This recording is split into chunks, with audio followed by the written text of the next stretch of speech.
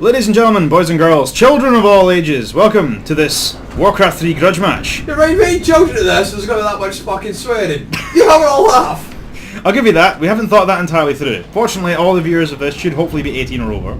Well, hopefully, maybe. If you are, turn that off. Aye, good point. This is naughty language. Yes. There may be some naughty words said between these two age-old Warcraft 3 opponents. Like fuck or bugger. Indeed. These are not nice words. To explain the history behind this particular grudge match, we have, as our two contenders for today, in the purple trunks, Mr. Ross Valentine. Hey! An aging senior who is familiar with the undead scourge and hails from someplace, sometime. We don't know right now because we believe he is a time traveller. Possibly, maybe, hopefully, in fact, that would explain everything. And our second, indeed, in the blue trunks, playing as the wonderful purple all-girl team of night elves, Mr. Jonathan Campbell. Ah! Who hails from some buggering island in the remote arse end of Scotland, fishing nothing but crabs in both his net and his nether regions. Ayo! Oh! Saying that your car's boy bit of gasoline and you're laughing. And this is why it's fortunate we are the ones observing, not playing the game. It's funny because it's true. The plan is we're doing a best of three setup for this particular round. Never explain the actual history behind the match. Yes, we should probably get to that. That's a fair point. The actual history of this match comes from a famous Wi-Fi game these two played back in the many years ago. Back when like Warcraft 3 was actually something that you played online. You know, back in the time of dial-up, when the internet was loud and made odd discordant noises when someone tried to use the phone. Now, this particular match ended not so well for Mr. Jonathan Campbell, as his proxy army of treants that were wandering towards Mr. Valentine's base were flattened by a large, angry Infernal. God damn Infernal! Yeah, as a result he can barely hear the word Infernal mentioned without going into relapses. Since then, Mr. Jonathan Campbell has been training night and day in the far realms of StarCraft 2, maximising his esports potential to one day take upon himself the mantle of the challenger against Mr. Valentine. Actually, I'm trying to take on Kareem, so I'm sure if I can take Kareem, I can take that motherfucker. Well, logically, you know. I don't know. I have never fought a Korean, therefore I cannot judge my skill against one. This may be for the best. Nevertheless, our setup for today shall be a best of three match setup with no starting heroes. So the plan is there will be one map. Our first map will be technically a four-player map as a 1v1 on the Lost Temple using the Reign of Chaos rules. So the original rules from the game back when the first match happened. This isn't the same map, it's just the same rule set. The actual map is lost to time and strange whispers of the Actually, I could eons. probably find the original map. But yeah, you could, but this is a better map and it's more fun. Yeah, so And our second match shall be played on the the Frozen Throne. It's the Frozen Throne. Frozen Throne map, and it is the Frost Saber, which is also a floor player map. Four-player map. I personally like to play on the floor. It's the most reassuring place. Yes, especially when it's final, because quite frankly, you need to reach somewhere over across the room. You just slide. Yep, skip right along. Hey, saves the friction words, man. Indeed. And last but not least, if it comes to the decider, we shall be playing on the 6-player map of Stromgarde, one of my personal favourites, and a particular arse of a map in and of itself. Because we really like these people. Kind. That was sarcasm. Kind of, maybe. And of course, I will be casting this match alongside my co-commentator, Mr Christopher Doherty. Hello. He also plays RTSs, and is a human being. That's why he's here today. But sure he's human? Yeah. Well, That's what the doctor said. Oh, okay. we believe so. I never trusted doctors. That's why he plays the undead. Anyway, without further ado, I believe we should kick this ceremony off. Mr. Valentine, digs away. Whenever you're ready. Any minute now. Someone's getting his playlist ready. 5, 4, 3, 2, 1, and we begin. I was hoping you weren't going to say last second save there, I'm not going to lie. Tempted. That does give me similar palpitations to how like Mr. Jonathan Campbell feels with Infernals to this day. Bloody Unreal Tournament. Ladies and gentlemen, and they are off. Mr. Valentine, starting with the traditional undead setup of every man to the flipping gold mine. And one little ghoul chopping away, chopping at his wood, until he's got enough wood and his fill. With his hands, Yes, notably. big bony hands. Better to grip with. Indeed. as Mr Jonathan Campbell is starting up over in the northeastern section of the map, AKA Woodstock. with a fairly standard Night Elf opening build of sending most of his wisps to go and die and turn into some of their buildings. Ancient of War and Moonwell, respectively. Fucking hippies. Yes. I think we should really explain to the young children who may possibly not have actually ever seen a game of Warcraft 3 exactly how this system particularly works, because most people are familiar with StarCraft. Plus, the start of a Warcraft 3 match is slow as hell, frankly. It does move at a fairly glacial pace. So, let's give them the basics. Here you have... Warcraft 3 is basically, it's very similar to StarCraft in its setup for its resources. It has 2 primary resources and a population cap, which is food. You know, because that makes sense, as opposed to pop cap. You have gold and wood. Gold. All the things to get the bitches. Yep, that's what you need. That's how I get all my bitches. Gold and wood in equal amounts. Yep, gold, then the wood, in that order. Gold comes from gold mines. There are gold mines positioned around the map in a similar way to the minerals are in StarCraft. In this particular map has plenty of gold mines and there's plenty of areas for expansion. However, expansions in Warcraft 3 tend to be a lot less regular, and because the game's just slower. You know, And sometimes you need to take out a second mortgage. yes, as units are quite expensive. Wood comes from trees. Unlike the Vespene gas of StarCraft, this can be mined from just about bloody anywhere on the map. As you can see, anywhere with trees everywhere. I can barely click on the blinking ground for trees. Trees are a fairly commonplace aspect here. But different armies mine them in different ways. In this case, the undead, they mine wood, yes, but just like mining for fish. You'll understand. With their, RuneScape. indeed. With one of their basic military units, the Ghoul. The Ghoul is both their lumber harvesting unit and their basic military unit in the style of the Footmen or the Terran Marine per se. The Night Elves do it in a bit more of a hippie way. They have their Wisps, which are their basic builder unit, bond with the tree. Now this has an important distinction between other races attempting to gather wood because they don't cut the tree down. You'll notice the ghouls have already knocked down, you can see the stumps of some trees here, knocking away at the trees. This can be used to create paths through dense foliage and allow you to expand further into your actual base. It gives you more room, you know.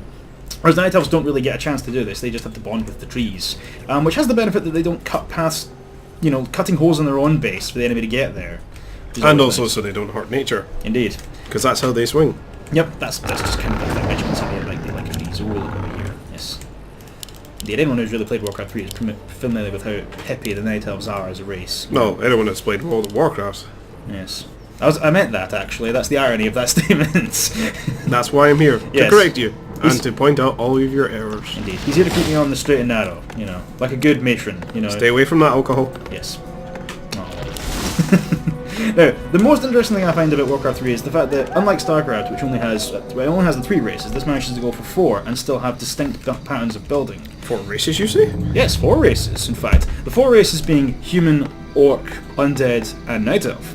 And in this case, the actual building styles of these units vary drastically. The undead use their cultists to build buildings in a similar manner to the Protoss from StarCraft. They'd place the building and have it kind of grow out of the ground, just summoned from nowhere, and then can get back to mining gold like the good men usually are.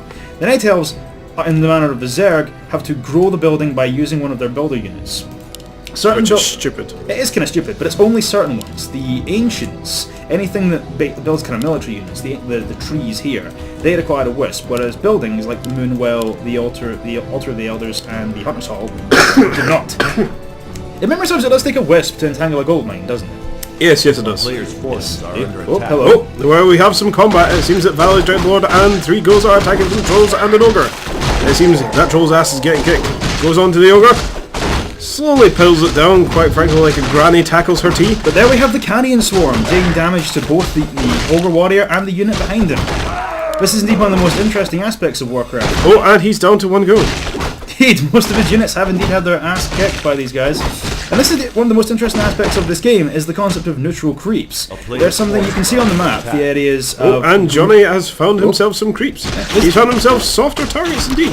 And he has a much royal force. He's got a Huntress on Saber Tiger. I think that's what it's called. And 3... Night Saber. Night Saber, that's the one. Sorry, I was a Horde player in World of Warcraft. Much better for the Horde.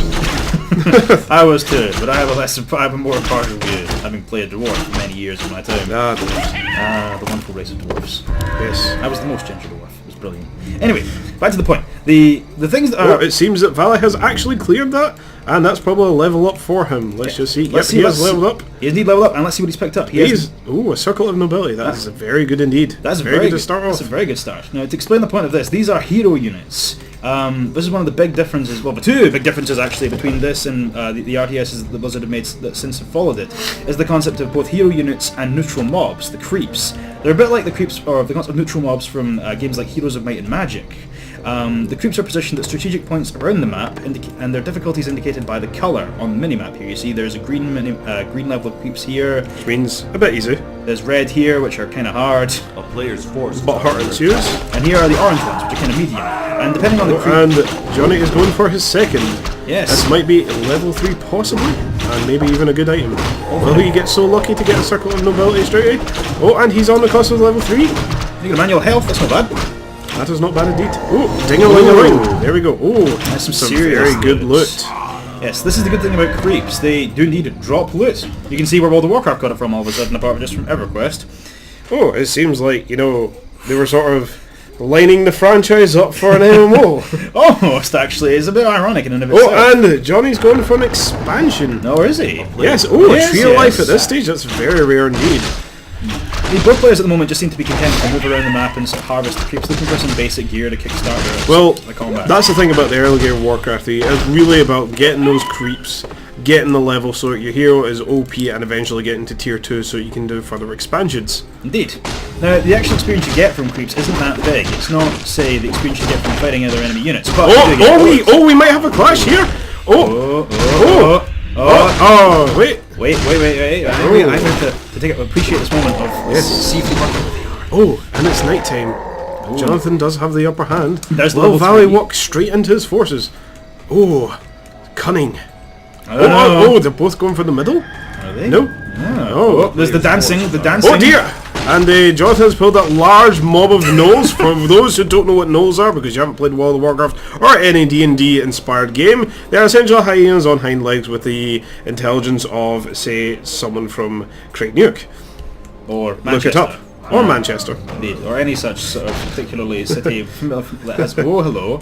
JC is beginning to track his foe. Oh. He's seeing the We're devastation going to have Mr a clash. Valentine is leaving in his wake. Yes, we have combat! Indeed, here There it we go. is. And I do believe that Jonathan will have the upper hand. Oh, Valley makes Valley the knows sound. that. He's He's off stage. retreating. Why has he not used the town portal? Fuck the units. Just get his hero back It home. is logical to not use Town Portal here, because while his Xenadar would indeed be immune to damage while casting Town Portal, his other units wouldn't be, and they'd be just completely slaughtered by this large horde of archers. Yes, but they are just going to go straight into his forces. Oh, he doesn't have enough cigarettes. This might be He does have a turret. That's something. But he doesn't have enough of them with spirit stones in them. Oh no, and Johnny hasn't followed through. He's actually going for the red mob. No, Johnny hasn't followed through. No, I'm sorry, Jonathan has not shot himself. Although I think that you kind of Hunter did might there. have. He clearly it was ironic you said that, as he did leave combat just as you said that. You know, realizing that is indeed a red pack of creeps in front of a goblin laboratory, which is pretty nice. This is another cool thing about Warcraft 3, is you do indeed get neutral buildings, such as the Fountain of Health in the centre of the map, and it is like the goblin laboratory, which allow you to purchase for the wonderful sum of gold. Lovely goblins. Yes, lovely goblins, wonderful goblins. Such wonderful things as Goblin Zeppelins, a unit capable of transporting infantry across any terrain, or even a Shredder, a unit that can gather wood at a frankly stupid pace. Ludicrous. Well, Mr JC seems to be backing off now. Yes. Yes, indeed, he is. Let's see how Mr. Mr. Valentine's actually doing with his build. A good thought there. There's actual resources. I need to find some trains. There we are. Actual resources doing fairly well, flowing a hell of a lot of wood, as is the nature of Warcraft 3, honestly. Wood is one of these resources, like Vespene gas, that you're either using a lot of or using bugger all of, pretty much all of the time. The actual military force has managed to recover quite nicely. Oh, and Jonathan is encountering some more mobs over here. Ah, yes, the men. Little gnolls. Tiny gnolls. Now let's see how Jonathan's base is doing. It seems actually to be pretty big. He's also got a second expansion there. He's actually plenty not of much stuff since we last saw him, really. He's got more power. Maybe he's focusing more on his expansion. No. I think he's focusing more on wandering around the map killing stuff, honestly. Yes. As you would do. This is very interesting indeed. Oh, actually, I've just noticed here there is a little bit of blight just there. Oh, he's going for the gold mine. Yeah, so Valley himself is going for the second expansion. Now, the cool thing about the undead faction is they can only build on what is called Blight, which is essentially just dead ground. Now, what the Blight actually does is it helps restore health to your undead units, so obviously parking your damaged guys. Oh, and he's got the shade, he's going for the classic undead tactic of seeing what the hell his opponent is up to by killing one little cultist and turning him into a ghost. Yeah, this is probably the single best scouting unit ever conceived in the history of ever, being a completely invisible scouting unit that has the ability to see invisible units and has a decent line of sight in and of itself.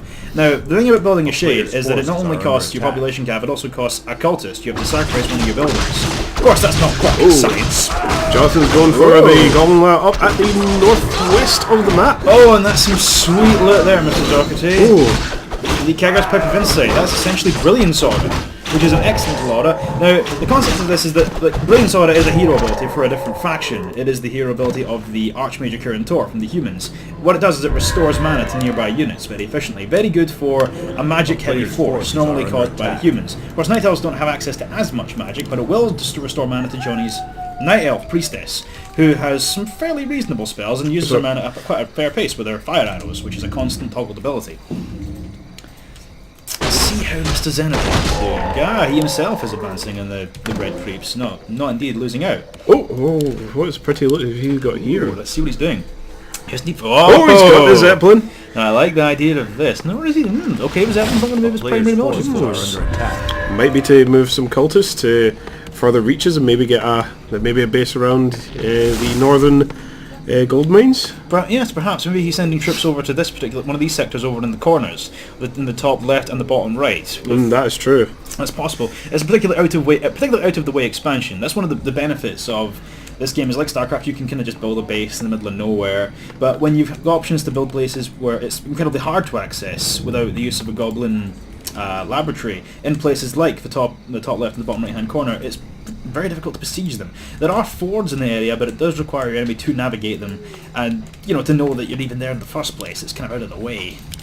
Well, let's see. Valley has got quite a lot of gold there. Oh, he's building up cultists. That could mean another expansion. Very, very likely. I think our assumption that he is actually going for a second expansion with that Zeppelin is indeed right. Probably correct. He also got Halls of the Dead, a similar level to Mr Jonathan Campbell. Oh, no, Mr Jonathan Campbell is going straight for Tree of Eternity. He is at the top level of tech for the undead. Or for the undead? Yes, the big tree-loving undead, like these guys, of course.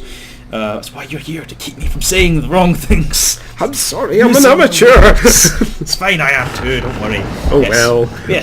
Yes, unlike StarCraft, there are 3 levels of technology that all the units must move through in a similar manner to the ages from Age of Empires, per se.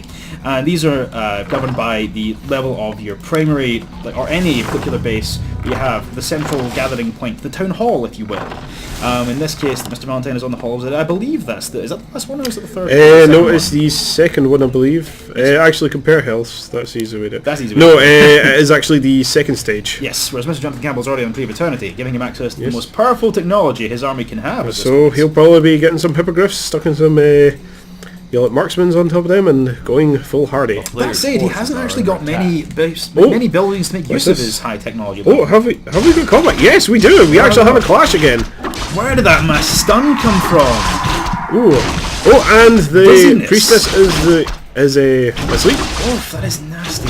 That must be a special ability generated by one of them. Oh, Legion Doomhorn, that would be that. No, that's Unholy Order, remember? Oh, yes. Oh, there goes the Dreadlord! Oh, this is awful for Mr. Valentine. He's supposed to crawl away from the enemy. Oh, and Valley should probably give up trying to save them and rebuild his forces.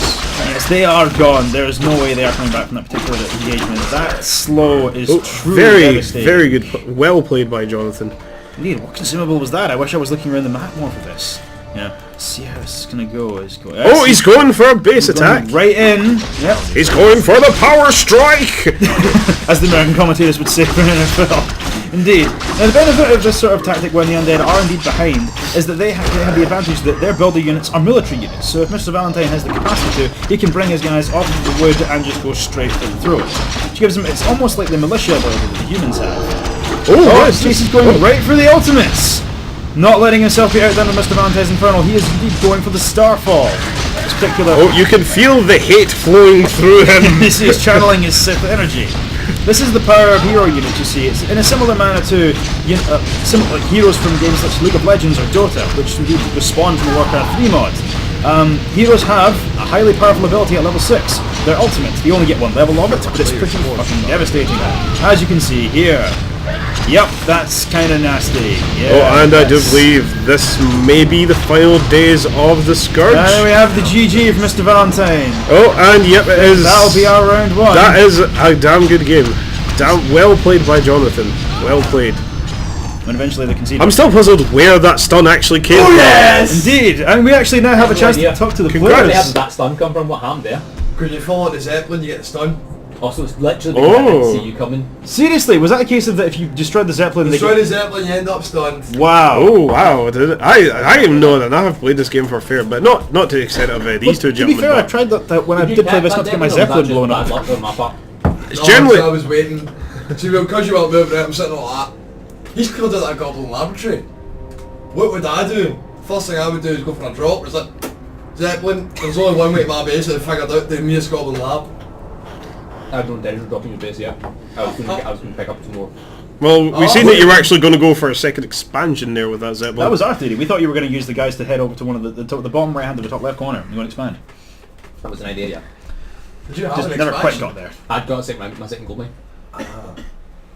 And there you have it, folks. That was our first game of the Grudge match. Now we're going to round 2 on what were we going? Frost Saber. Frost Saber, yes, Yes. which is a Frozen Throne map, 4-player, and pretty damn good if I remember. Indeed, and most importantly, using the Frozen Throne rule set, allowing for the additional rules and, very importantly, the additional 4th hero unit that all races have access to. Anyway, we will see you in the next match. Adios. Ciao.